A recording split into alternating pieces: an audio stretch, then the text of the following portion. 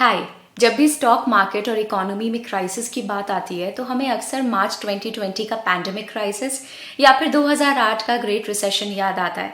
लेकिन आज हम एक ऐसे क्राइसिस की बात करने जा रहे हैं जिसे रीसेंट हिस्ट्री का सबसे बड़ा इकोनॉमिक क्राइसिस माना जाता है, जो कोविड पैंडेमिक या 2008 के क्राइसिस से भी बड़ा था। जी हाँ, हम बात कर रहे हैं 1929 के ग्रेट डिप्रेशन की। आज से लगभग 90 साल पहले 24 अक्टूबर 1929 को यूएस स्टॉक मार्केट एक ही दिन में 11% गिर गया था।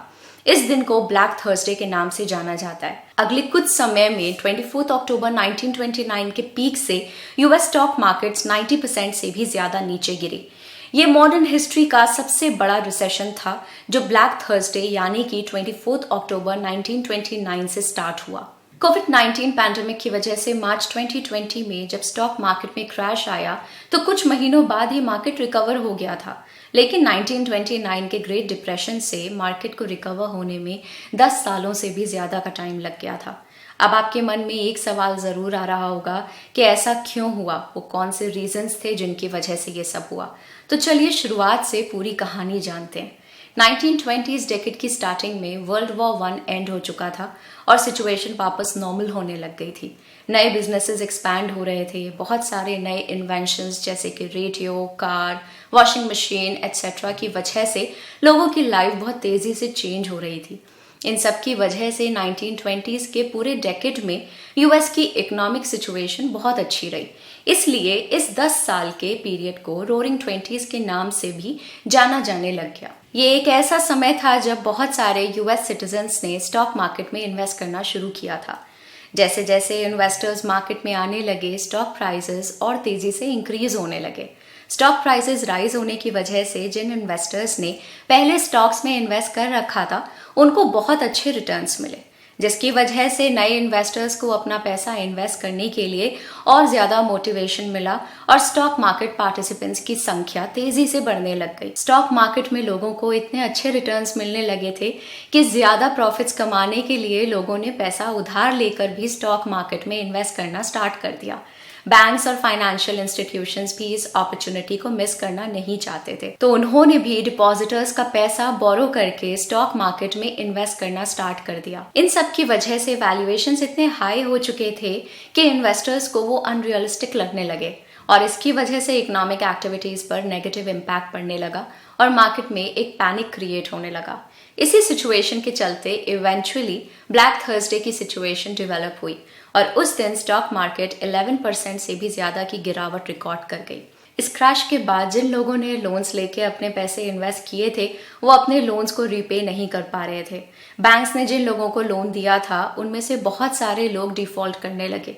जिन डिपॉजिटर्स ने बैंक्स में पैसा डिपॉजिट किया था वो जल्दी से जल्दी अपना पैसा विड्रॉ करना चाहते थे, लेकिन बहुत सारे बैंक्स डिपॉजिटर्स का पैसा रिटर्न नहीं कर पाए और प्रेशर की वजह से अगले 2 सालों में यूएस के कई मेजर बैंक्स कोलैप्स हो गए।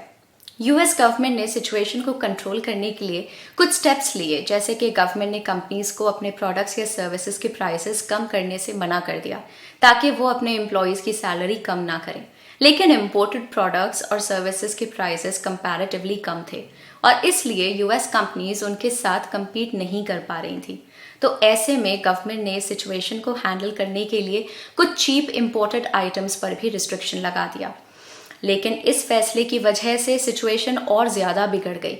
यूएस गवर्नमेंट ने जिन इम्पोर्टेड प्रोडक्ट्स को बैन किया था उन कंट्रीज के साथ यूएस के इकोनॉमिक रिलेशंस और ज्यादा खराब हो गए।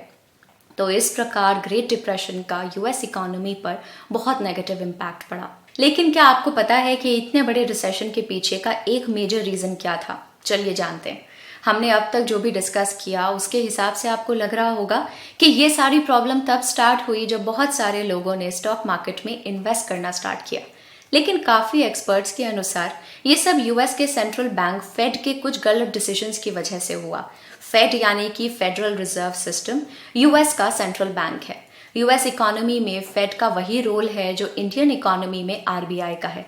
ऐसा माना जाता है कि फेड ने उस टाइम 2 बड़ी मिस्टेक्स की थी जिसकी वजह से इतना बड़ा रिसेशन आया। इकोनॉमिक ओवरहीट को रोकने के लिए फेड इकोनॉमी में होने वाले मनी सप्लाई को कंट्रोल करता है, लेकिन फेड ने 1920s के डेकेड में बहुत ज्यादा मनी सप्लाई की, जिसकी वजह से लोन्स लेना इजी हो गया। फिर ब्लैक थर्सडे के बाद सिचुएशन को हैंडल करने के लिए फेड ने सिस्टम से बहुत सारा पैसा रिमूव कर दिया, लेकिन यही वो टाइम था जब इकोनॉमी में पैसे की ज़रूरत थी। इसलिए ऐसा माना जाता है कि फेड के इन दो मेजर डिसीजंस की वजह से ग्रेट डिप्रेशन जैसा बड़ा क्राइसिस आया और इतने लंबे समय तक चलता रहा। लेकिन एक्सपर्ट्स के अनुसार इसके पीछे और भी बहुत सारे फैक्टर्स का रोल है। इसके बाद यूएस गवर्नमेंट ने इकोनॉमी को स्टिमुलेट करने की बहुत कोशिशें की, लेकिन वो ऐसा सक्सेसफुली नहीं कर पा रही थी और डिप्रेशन के पीक पर सिचुएशन ऐसी हो गई थी कि यूएस की अराउंड 25% पॉपुलेशन जॉबलेस थी। उसके बाद यूएस गवर्नमेंट ने 1930s में इंफ्रास्ट्रक्चर पर बहुत ज़्यादा पैसा स्पेंड किया और उसकी वजह से बहुत सारे सिटीजन्स को जॉब मिली। ना सिर्फ यूएस में बल्कि दूसरे कंट्रीज़ में भी जब गवर्नमेंट्स इंफ्रास्ट्रक्चर पर पैसा स्पेंड करती हैं तो काफ़ी लोगों को जॉब मिलती है। इकोनॉमी स्टिमुलेट करने के लिए यूएस गवर्नमेंट ने और भी काफ़ी सारे मेजर डिसीजंस लिए, जैसे कि बिजनेस बोरोइंग को इंकरेज किया गया और गवर्नमेंट ने और ज़्यादा लोगों को जॉब देनी स्टार्ट कर दी। इन सब कोशिशों के कारण फाइनली 1940s में इकोनॉमी डिप्रेशन से कम्प्लीटली रिकवर हो पाई और फिर उसी टाइम 1941 में वर्ल्ड वॉर 2 स्टार्ट हो गई। इस वॉर के कारण भी यूएस गवर्नमेंट ने बहुत ज़्यादा पैसा स्पेंड किया, जिससे काफ़ी सारे लोगों को जॉब मिली। इसके साथ साथ यूएस में बिजनेसेस भी बहुत तेज़ी से ग्रो कर रहे थे। बहुत सारे लोगों का मानना है कि वर्ल्ड वॉर 2 के कारण डिप्रेशन का दौर ख़त्म हो गया, लेकिन ये सही नहीं है। हाँ, वर्ल्ड वॉर की वजह से इकोनॉमिक ग्रोथ और रिकवरी में बहुत ज़्यादा हेल्प मिली, लेकिन इकोनॉमिक रिकवरी वर्ल्ड वॉर से पहले ही स्टार्ट हो चुकी थी। तो इस प्रकार 1929 का ग्रेट डिप्रेशन एक ऐसा दौर था जिसका इम्पैक्ट एक पूरी जेनरेशन पर पड़ा। इस डिप्रेशन के बाद इकोनॉमी में बहुत ज़्यादा ग्रोथ देखने को मिली, लेकिन वो क्राइसिस आज तक का सबसे बड़ा इकोनॉमिक क्राइसिस है। कई सीनियर सिटीजन्स ऐसे हैं जो इस इकोनॉमिक डिप्रेशन से गुजरे हैं और आज भी एक बड़ी ही फ्रूगल लाइफस्टाइल जी रहे हैं। जब कोविड-19 का पैंडेमिक शुरू हुआ था, तब भी काफ़ी एक्सपर्ट्स का ये डर था कि ये 1929 जैसा इकोनॉमिक डिप्रेशन वापस ना रिपीट हो, बट थैंकफुली ऐसा होता नज़र नहीं आ रहा है। तो ये थी हमारी तरफ से एक इंटरेस्टिंग स्टोरी वर्ल्ड के सबसे बड़े इकोनॉमिक डिप्रेशन की। हम उम्मीद करते हैं कि आपको ये वीडियो पसंद आया और आप ज़रूर कुछ नया सीख पाए। आप हमें कमेंट्स में बताएं कि आप और ऐसे वीडियोस देखना पसंद करेंगे या नहीं और किन टॉपिक्स पे। हम आपको ये भी बताना चाहेंगे कि ग्रो का टेलीग्राम पे भी एक चैनल है जहां आप मार्केट के लेटेस्ट अपडेट्स, इंटरेस्टिंग ब्लॉग्स और न्यूज़ के बारे में जान सकते हैं। टेलीग्राम चैनल का लिंक हमने इस वीडियो के डिस्क्रिप्शन में डाल दिया है, तो आप उसे भी ज़रूर ज्वाइन करें। मार्केट के बारे में ऐसे लेटेस्ट अपडेट्स देखते रहने के लिए ग्रो के चैनल को सब्सक्राइब करना ना भूलें। Bye bye.